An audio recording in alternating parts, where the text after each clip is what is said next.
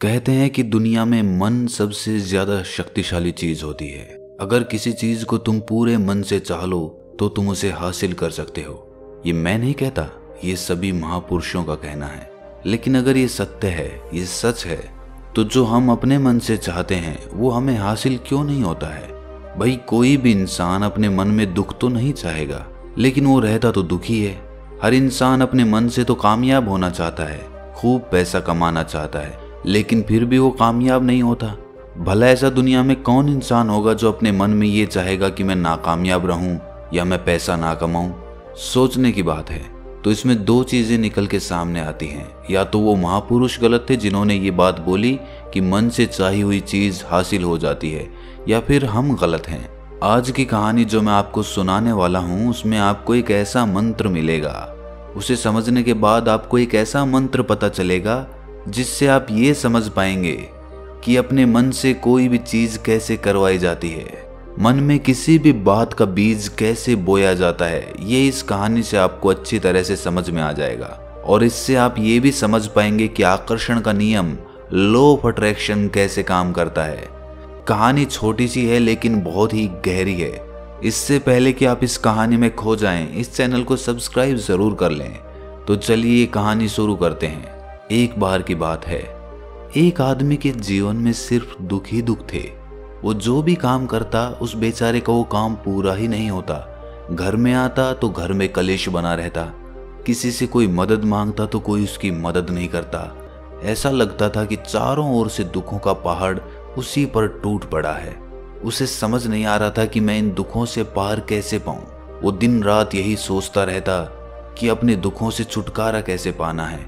इसी कारण से वो रात में सो भी नहीं पाता था। उसकी आंखों के नीचे बड़े बड़े काले घेरे बन गए थे, जो इस बात का प्रतीक थे कि वो आदमी कितना दुखी है और कितना चिंतित है।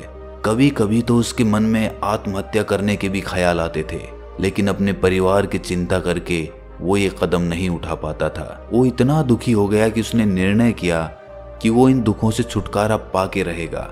इसके लिए चाहे उसे कितनी भी मेहनत करनी पड़े, कुछ भी करना पड़े, चाहे अंगारों पे चलना पड़े, लेकिन इन दुखों से छुटकारा हासिल करके रहेगा। ऐसे ही एक दिन उसने अपने मित्र से पूछा कि मैं अपने जीवन को कैसे सुधारूं। उसके मित्र ने उसे बताया कि तुम किसी बाबा के पास जाओ। बाबाओं के पास ऐसा मंत्र होता है जिससे सारे दुख मिट जाते हैं, जीवन खुशियों से भर जाता है और धन संपदा भी हासिल हो जाती है। तुम किसी ऐसे बाबा को ढूंढ लो, बस तुम्हारा काम बन जाएगा। उस आदमी के मन में ये बात पूरी तरह से पक्की बैठ गई कि कोई बाबा ही मेरा दुख दूर कर सकता है, और इसीलिए उसे किसी भी बाबा के बारे में पता चलता तो वो उस बाबा के पास पहुंच जाता। वो उस बाबा को अपनी समस्या बताता और उससे उसका समाधान पूछता और कहता कि बाबा, मैं कुछ भी करने के लिए तैयार हूँ, लेकिन मेरी इन समस्याओं से मुझे छुटकारा दिला दीजिए। आप जो कहेंगे मैं वो करूँगा, लेकिन मेरे जीवन को सुधार दीजिए। बाबा उसे कुछ टोने टोट के बता देते थे करने के लिए, और बदले में दान दक्षिणा ले लेते थे कि ये टोना टोटका करने के बाद तुम्हारे घर में सुख शांति बनी रहेगी, बस इस टोटके को पूरी विधि के साथ करना। वो आदमी घर लौटकर पूरी विधि के साथ टोने टोटके करने लगा, लेकिन बहुत टोने टोटके करने के बाद भी उसके जीवन में कुछ बदलाव नहीं आया। इसके विपरीत उसका जीवन और ज्यादा दुखी हो गया। जो भी बाबा उसे टोना टोटका देता था वो बदले में उससे दान दक्षिणा लेता था, जिससे उसका धन भी धीरे धीरे खत्म हो रहा था। इससे उसके जीवन में दुख और ज्यादा बढ़ गए। तब उसे लगा कि बाबाओं के पास जाने से तो मेरे जीवन में दुख कम होने की बजाय बढ़ते ही जा रहे हैं, तो मुझे क्या करना चाहिए? बाबाओं के पास जाऊं या ना जाऊं? फिर एक दिन एक आदमी ने उसे बताया कि तुम अपने घर में किसी पंडित को बुलाकर हवन करवा लो। हवन होगा, घर शुद्ध हो जाएगा। कोई भी बुरी ऊर्जा होगी घर में तो वो घर से बाहर चली जाएगी। किसी पंडित को बुलाकर पूरे विधि विधानों से मंत्रोच्चारण कराओ और हवन कराओ, जिससे घर में सुख शांति आए। उस आदमी के मन में ये बात बैठ गई और उसने एक पंडित को अपने घर पर बुलाकर हवन करवा दिया। हवन अच्छी तरह से संपन्न हुआ। बदले में पंडित ने भी अच्छी दान दक्षिणा ली और उसके बाद वो वहां से विदा हो गया। लेकिन कुछ दिनों के बाद उस आदमी को महसूस हुआ कि उसके जीवन में अब भी कोई बदलाव नहीं आया है। अब वो आदमी पूरी तरह से दुखी हो गया और ज्यादा परेशान हो गया। अब तो उसे लगने लगा था कि मेरे जीवन में से दुख कभी खत्म ही नहीं होंगे। और यही सोच सोच कर उस आदमी का बुरा हाल हो गया था। फिर एक दिन उसे अपने मित्र से एक ऐसे बाबा के बारे में पता चला जो समाधान बताने के लिए कोई दान दक्षिणा नहीं लेता था। उस आदमी को लगा कि ये बाबा दूसरे बाबाओं की तरह नहीं हो सकता, क्योंकि ये दान दक्षिणा तो लेता ही नहीं, और अगर दान दक्षिणा नहीं लेता तो ये सच में कोई सिद्ध बाबा होगा। और यही सोचकर वो उस बाबा के पास पहुंच जाता है। जब वो आदमी वहां पर पहुंचता है तो वो बाबा ध्यान में बैठे हुए थे। ये देखकर वो आदमी वहीं पर चुपचाप बैठकर ध्यान से बाहर आने का उनका इंतजार करने लगा। थोड़ी देर बाद बाबा ने आंखें खोली तो सामने एक दुखी और परेशान युवक को बैठे देखा। वो उसकी आंखों के नीचे काले घेरे देखते ही समझ गया कि ये आदमी अपने जीवन से कितना परेशान है। उसे संबोधित करते हुए बाबा ने पूछा कि बच्चा, क्या चाहते हो? बाबा के पास क्या लेने आए हो? उस आदमी ने कहा कि बाबा, मैं अपने जीवन से बहुत परेशान हूं। मैंने इन दुखों को दूर करने के लिए बहुत सारे रास्ते अपनाए। हर वो तरकीब करके देखी जो किसी बाबा ने मुझे बताई, हर वो काम किया जो किसी भी इंसान ने मुझसे करने को कहा, लेकिन मेरे जीवन में दुखों में कोई कमी नहीं आई। बाबा, इसके विपरीत मेरे जीवन में दुखों में बढ़ोतरी हो गई। मुझे समझ नहीं आ रहा है कि मैं क्या करूं। कभी कभी तो मैं आत्महत्या करने की सोचता हूं, लेकिन अपने परिवार की सोचकर मैं ये कदम नहीं उठा पाता। मैंने आपके बारे में बहुत सुना है बाबा, और मैं बहुत उम्मीद के साथ आपके पास आया हूं। कृपया करके मुझे कोई ऐसा मार्ग बताएं जिससे मुझे अपने दुखों से छुटकारा मिल जाए। मैं अपने दुखों से छुटकारा पाने के लिए कुछ भी करने को तैयार हूं। आप मुझे कोई भी रास्ता बताएं, चाहे वो रास्ता कितना भी कठिन क्यों ना हो, मैं उसको पार करके रहूंगा। बाबा ने महसूस किया कि आदमी तो सच में बहुत परेशान है। बाबा ने उसकी बात सुनकर कहा कि बच्चा, दुखों को दूर करने के लिए मंत्र ऐसे ही नहीं मिलते। मंत्र पाने के लिए कुछ करना पड़ता है। तुम कुछ कर सकते हो? ये सुनकर पहले तो उस आदमी ने सोचा कि ये बाबा भी मुझसे दान दक्षिणा ही मांगेंगे, लेकिन और कोई रास्ता ना पाकर उस आदमी ने कहा कि बाबा, आपको जितनी भी दान दक्षिणा चाहिए मैं देने के लिए तैयार हूं, लेकिन आपका मंत्र सच्चा होना चाहिए, वो पूरा होना चाहिए, उसका फल मुझे मिलना चाहिए। उसके बाद मैं आपको जो भी दान दक्षिणा लेना चाहते हो वो दे दूंगा। बाबा ने कहा कि दान दक्षिणा तो बहुत छोटी सी चीज है, मुझे वो नहीं चाहिए। इस पर वो आदमी सोच विचार करके बोला, तो बाबा, मैं अंगारों पे भी चलने के लिए तैयार हूं, आप मुझे बस आज्ञा दीजिए। बाबा ने कहा कि अंगारों पे चलने वाली छोटी चीज मैं तुमसे नहीं कराने वाला। मैं जो तुमसे कराने वाला हूं वो बहुत कठिन मंत्र है, उसे पूरा कर पाओगे? बाबा ने कहा कि बाबा, आप मुझे बताइए तो सही, मुझे करना क्या होगा, मैं कुछ भी करने को तैयार हूं। इस पर बाबा ने उसे कहा कि यहां से जब तुम अपने घर जाओ तो रास्ते में अपने मन में ये दोहराते जाना कि मैं सुखी हूं, मैं सुखी हूं, मैं सुखी हूं। बार बार अपने मन में यही दोहराना, और याद रहे, जुबान पर ये नहीं आना चाहिए, ये सिर्फ मन में दोहराना है। ये सुनकर वो आदमी बोला, बाबा, बस इतनी सी बात? ये तो मैं चुटकी बजा के कर लूंगा, लेकिन इससे होगा क्या? बाबा बोले कि इस मंत्र को करके देखो। वैसे भी तुमने इतने बाबाओं के मंत्र किए हैं, तो इस मंत्र को भी करके देख लो। उस आदमी ने सोचा कि बाबा कुछ दान दक्षिणा तो ले नहीं रहे, और छोटा सा मंत्र है, इसे तो मैं कर ही लूंगा। वो बोला, ठीक है बाबा, मैं ये मंत्र जरूर करूंगा। वो आदमी ये कहकर वहां से उठकर चलने लगा, लेकिन जैसे ही वो चलने लगा, पीछे से बाबा ने बोला कि बच्चा, एक बात याद रखना, जब तुम ये मंत्र अपने मन में दोहराओ तो तुम्हारे मन में बंदर के विचार नहीं आने चाहिए, बंदर का ख्याल भी नहीं आना चाहिए, तो ही ये मंत्र सिद्ध होगा। वो आदमी बोला, मुझे तो आज तक बंदर का कोई विचार नहीं आया, तो अब क्यों आएगा? आप चिंता मत करिए बाबा, मैं बस मन में यही दोहराऊंगा कि मैं सुखी हूं, मैं सुखी हूं। इसके अलावा बंदर का कोई विचार मेरे मन में नहीं आएगा। ये कहकर वो आदमी वहां से चल दिया। वो अपने मन में मैं सुखी हूं, मैं सुखी हूं ये दोहराता हुआ थोड़ी दूर ही चला था कि उसके मन में अचानक बंदर का ख्याल आ गया।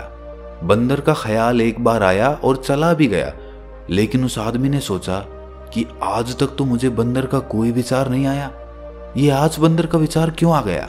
और ऐसे करके उसने उस बंदर के विचार को पकड़ लिया। वो ये भूल गया कि मुझे क्या मंत्र दोहराना है और वो बंदर के बारे में सोचने लगा। जब थोड़ी देर बाद उसे फिर से होश आया तो वो फिर से अपना वही मंत्र दोहराने लगा जो बाबा ने उसे बताया था, मैं सुखी हूं, मैं सुखी हूं। लेकिन अचानक से उसे सामने एक बंदर दिखाई दिया और ये देखकर उसके मन में फिर से बंदर का विचार उठ गया और वो अपने अंदर से इस विचार को बाहर फेंकना चाहता था। वो चाहता था कि मेरे अंदर किसी भी तरह बंदर का विचार ना आए, लेकिन उसे तो सामने बंदर ही दिखाई दे गया। ऐसे ही जद्दोजहद करते करते वो घर पे पहुंचा और घर पे पहुंचने के बाद अपनी पत्नी को कहा कि हे बंदरिया, मुझे खाने में बंदर परोस दो। और जब उसे एहसास हुआ कि उसने क्या बोल दिया तो वो अपने बाल नोचने लगा। वो दीवारों में सर मारने लगा कि आज तक मुझे बंदर का कोई विचार नहीं आया और आज मुझे ये क्या हो गया है कि मुझे हर जगह बंदर ही बंदर नजर आ रहे हैं, ये कैसी माया है। यही सोच सोच कर वो आदमी रात भर सो नहीं पाया।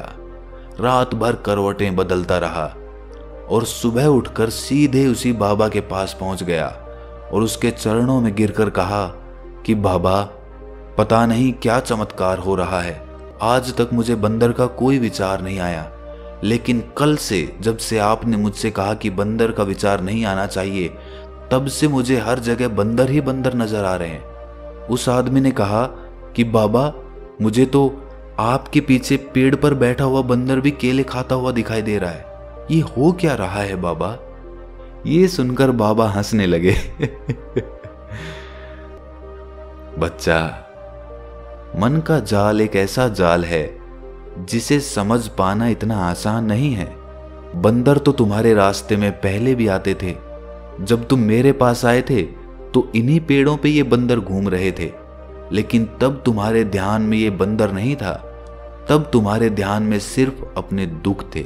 इसके बाद बाबा ने उसे बताया कि बच्चा, हम जिस चीज से भी दूर भागना चाहते हैं वही चीज हमारे मन में बहुत गहरे में प्रविष्ट हो जाती है, वो हमारे अंतर मन में समा जाती है।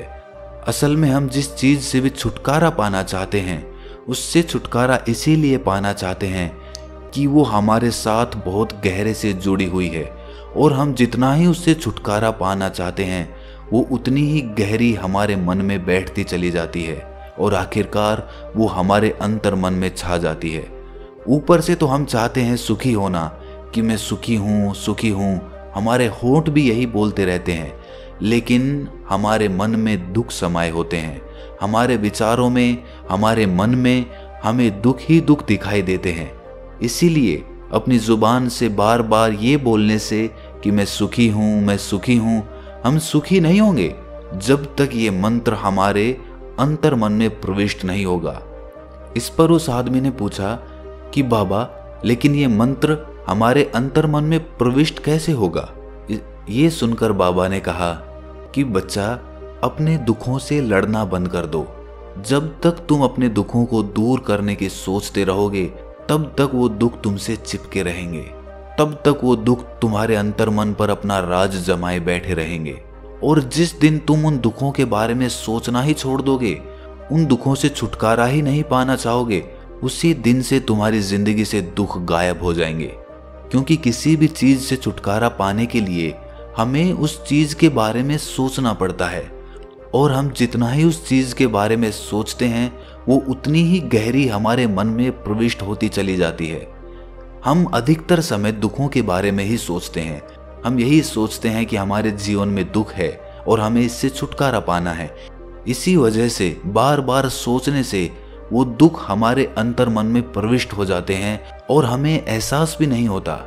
इसीलिए अगर तुम दुखों से छुटकारा पाना चाहते हो तो दुखों से छुटकारा पाने के बारे में सोचना छोड़ दो, तुम्हें दुखों से छुटकारा मिल जाएगा। अक्सर आदमी धूम्रपान छोड़ना चाहता है, शराब छोड़ना चाहता है, सुबह अपने आप से ये वादा करता है कि मैं कोई भी गलत काम नहीं करूंगा, लेकिन शाम को जब लौटता है तो नशे में चूर होकर लौटता है। ऐसा क्यों होता है कि जो हम सोच रहे हैं वो पूरा कर ही नहीं पा रहे हैं? असल में हम उस चीज को बहुत ज्यादा तवज्जो दे रहे हैं, उस चीज को बहुत ज्यादा अहमियत दे रहे हैं। जब भी हम उस चीज को छोड़ने के बारे में सोचते हैं तो हम उसकी इम्पोर्टेंस यानी कि विशेषता और ज्यादा बढ़ा देते हैं। हमारा मन उस चीज के बारे में जितना ज्यादा सोचेगा, शराब या धूम्रपान छोड़ने के बारे में जितना ज्यादा सोचेगा, हमारा मन उतना ही उस चीज के पीछे ज्यादा भागेगा। हमें उस चीज से लड़ना नहीं है, बल्कि बिना सोचे गुजर जाना है। और अगर इस मंत्र को हम समझ लेते हैं तो हम अपने जीवन में जो भी पाना चाहते हैं उसे अपने अंतर मन में डाल सकते हैं। और एक बार वो लक्ष्य हमारे अंतर मन में बैठ जाता है तो फिर सफलता पाने में कोई समस्या नहीं आती, कोई दिक्कत नहीं आती।